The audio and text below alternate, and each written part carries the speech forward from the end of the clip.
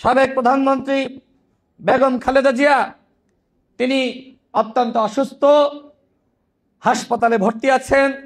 গতকাল আমাদের দলের পক্ষ থেকে তার স্বাস্থ্যের খোঁজখবর নেওয়ার জন্য আমি নিজে গিয়েছিলাম। আমি যতটুকু জানতে পেরেছি তার স্বাস্থ্যের অবস্থা অপরিবর্তিত, যেটা বিএনপির পক্ষ থেকে বলা হয়েছে। বিএনপির সিনিয়র যুগ্ম মহাসচিব জনাব রুহুল কবির রিজভী নিজেই বলেছেন, আমরা সবাই আসুন তার জন্য দোয়া করি।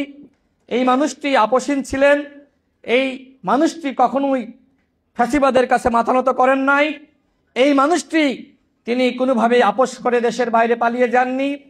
এই মানুষটি স্বাধীনতা সার্বভৌমত্বের প্রতীক। তিনি আমাদেরকে সংগ্রাম শিখিয়েছেন, তিনি আমাদেরকে কিভাবে আপোষহীন থাকতে হয় সেটি শিখিয়েছেন। তিনি যদি ফ্যাসিবাদের কাছে মাথা নত করতেন তাহলে এত দীর্ঘ সময় কারাগারে থাকা লাগতো না।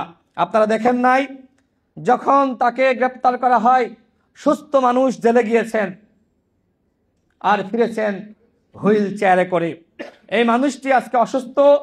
আমরা আল্লাহর কাছে দোয়া করি, মহান আল্লাহ রব্বুল আলামিন তাকে ততদিন জীবিত রাখুক, সুস্থ রাখুক, যতদিন না পর্যন্ত ওই ফ্যাসিস্ট শেখ হাসিনার ফাঁসি কার্যকর হয়। শেখ হাসিনা এবং সাবেক প্রধানমন্ত্রী বেগম খালেদা জিয়ার মধ্যে বিস্তর পার্থক্য রয়েছে। এই মানুষটি অসুস্থ। আজকে দল মত নির্বিশেষে সারা বাংলাদেশের মানুষ তার জন্য দোয়া করছে।